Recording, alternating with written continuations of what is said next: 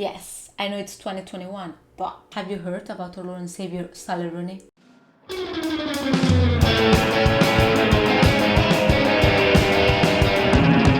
Normal People is a 2018 novel by the Irish author Sally Rooney. I read it in English, although it isn't my first language, as you can probably tell. Can you guess where I'm from? I finished the book and I'm halfway through the TV series. So far I'm loving the adaptation. Daisy Edgar-Jones and Paul Mescal did an amazing job portraying Marianne and Connell. So if you haven't watched it yet, I highly recommend it. I liked the book, but I hated the way it was marketed, with cringy and pretentious stuff like the Salinger of the Snapchat generation, or stuff like... I find this horrifying. So let's start. This video contains spoilers.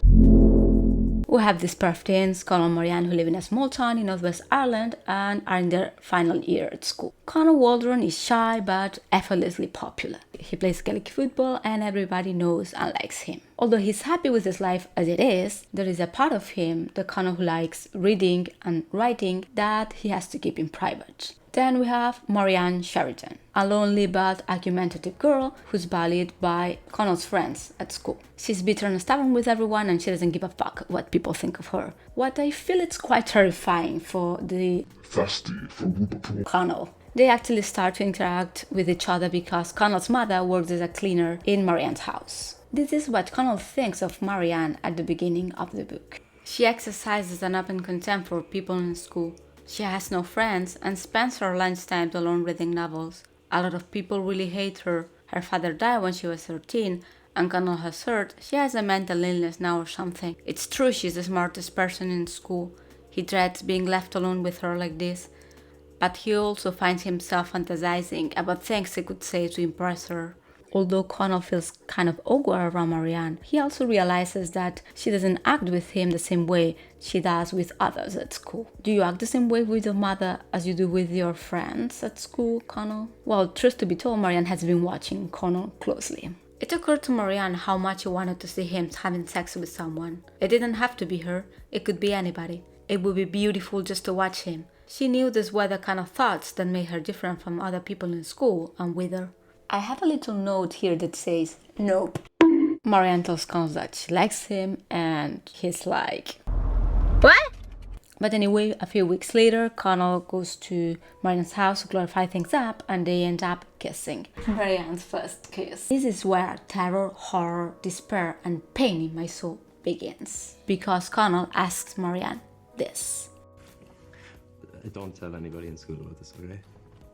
Well, fuck you, Connell. The sacred relationship begins. Connell and Marianne have meaningful conversations, good sexual chemistry, and a deep connection, but all in secret. Connell won't compromise his status at school for her. There is a huge power imbalance between the two. Marianne would do anything for Connell, and he knows it. I often have wondered how Marianne could have accepted something so degrading. Although she's independent and feels intellectually superior to her peers, she is also deeply lonely. She has this dysfunctional family with a history of abuse, and Connell's friends make fun of her at school. So maybe this security, this contempt for others are just her way of coping, her way of surviving in a very hostile environment. Marianne needs Connell because he is all she has.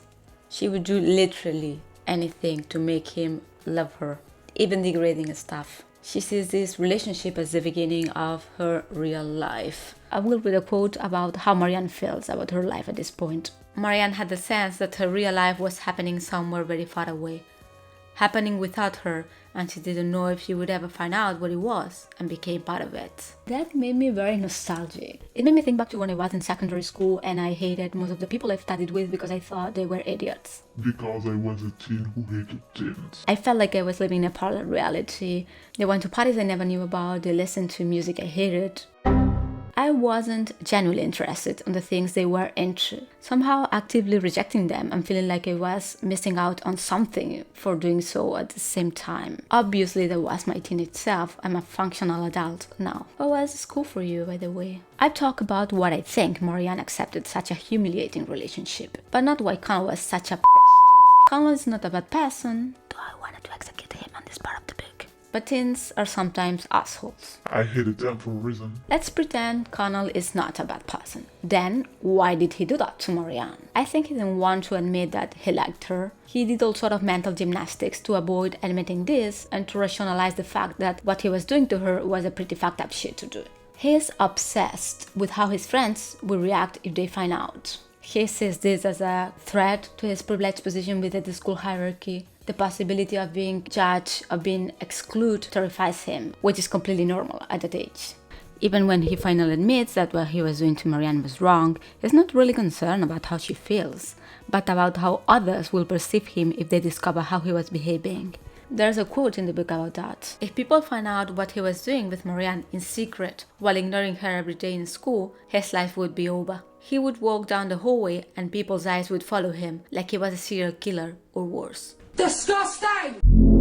The story goes on and Connell is admitted to Trinity College in Dublin to study literature. He feels like a fish out of water in this new environment. He's a shy, introverted, working-class kid from a small town moving to this big city to study at this elitist university. Without setting a precedent, I have to say that I can relate to Connell here. I too grew up in a small town and from a working-class family, and I also studied a useless degree. Deja vu, I just been in this place before. Marianne, unlike Connell, is in her element. She has gone through a glow-up and is a popular girl with a large group of friends now. So basically, tables have turned. Sally Rooney defines herself as a Marxist, and this part of the book is more incisive about this class question.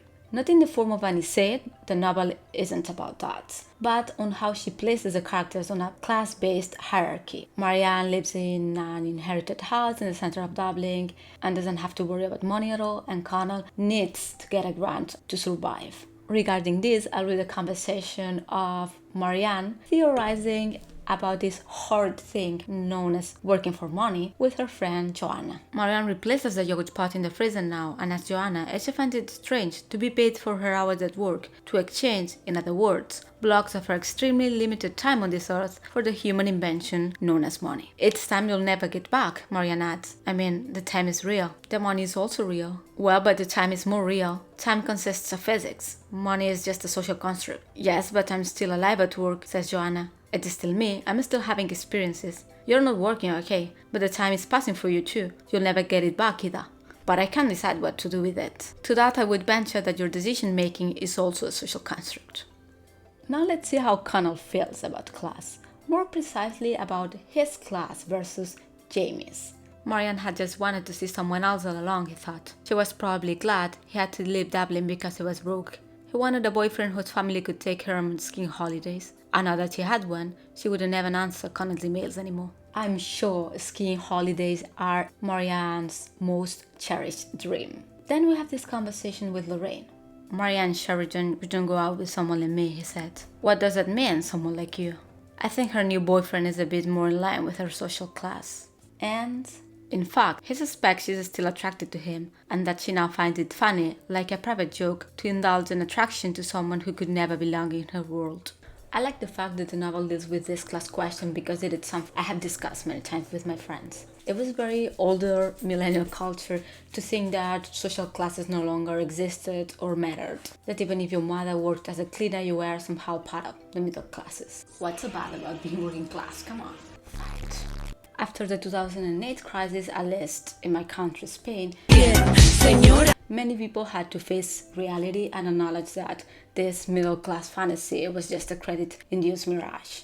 Connell goes through this dramatically when he moves to Dublin and he has this class shock in Trinity. I love Connell's comments on culture as class performance. I studied fine arts and the link between culture and class is something I have reflected on a lot. There is something very elitist, very classist in the world of culture. A demonization of the working class as something opposed to the more cultured, tasteful and refined middle and upper classes. This was something that shocked me when I went to university. This amazed and disgusted me equally. I felt very much in line with Connell's thoughts on this.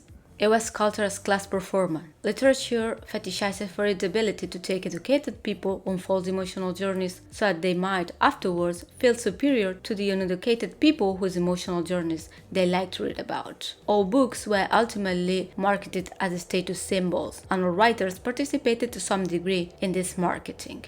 Is this what Sally Rooney thinks of her work? Do you feel that way as a reader? I don't know, I may have seen as a teen and in my early 20s probably, but the older you get, the less facts you give. Connell is projecting his insecurities onto Marianne. The Marianne who wants to go skiing in Switzerland at Christmas and yacht on the Mediterranean in summer only exists in his head. He knows she couldn't care less about those things, yet he feels class conscious. Tables may have turned socially, but their dynamic remained. Marianne is the one who always ends up orbiting Connell. Class and popularity don't change the fact that Connell rules over Marianne. Listen, she feels pleasurably crushed under the weight of his power over her, the vast ecstatic depth of her will to please him. This brings me to...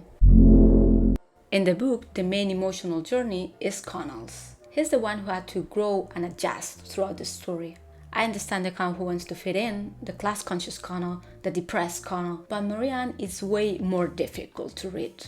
I'm surprised some people think the story revolves around her. Actually, I think it's mostly their dynamic, but that whole hero's journey structure is Connell's, not Marianne's. Marianne has this public side in which she is independent, fiercely intellectual, and seemingly invulnerable. And then she has the private one, where she craves this relief by punishment thing, a subjugation that only happened naturally with Connell. I didn't need to play any games with you, she said. It was real. With Jamie, it's like I'm acting a part. I just pretend to feel that way, like I'm in his power. But with you, that really was a dynamic. I actually had those feelings. I would have done anything you wanted me to. She has a series of toxic relationships, each one worse than the last. We have Gareth, the Holocaust denial, probably the best of the three, Jamie the sadist, and Lucas the role player. I will read a quote about this bizarre game she has with Lucas in Sweden. He tells her bad things about herself. It's hard to know whether Marianne likes to hear those things. You're worthless, Lucas liked to tell her. You are nothing, and she feels like nothing, an absence to be forcibly filled in. It isn't that she likes the feeling, but it relieves her somehow. She experiences the depression so deep, it is tranquilizing. She eats whatever he tells her to eat. She experiences no more ownership over her own body than if it were a piece of litter. Her mental health worsened a lot in Sweden. She's depressed, dissociated, and she develops a really unhealthy relationship with food, which is something that had happened before in the book, but that wasn't treated in depth. I noticed some people on Twitter and Reddit triggered by this, and it made me think of an unrelated tweet that said something like, I've never met a woman who had a happy relationship with food. 95% of the responses were women agreeing. We have this part almost at the end of the book, both of them spending the summer vacations at Korikali, when Marianne wants to be with Connell again as a couple, and he's like, Well, I love you and all, but this sucks in the past. I think that Connell feels that despite loving Marianne, there's something wrong with their dynamic, with their relationship. He's aware of the power that he has over her, and I'm not sure if he's entirely comfortable with that. His effortless tyranny of someone who seems, to other people, so invulnerable. He has never been able to reconcile himself to the idea of losing this hold over her, like a key to an empty property left available for future use.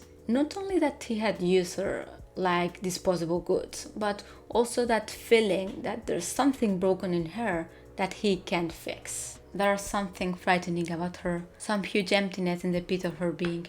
It's like waiting for a lift to arrive, and when the doors open, nothing is there, just the terrible dark emptiness of the elevator shaft, on and on forever.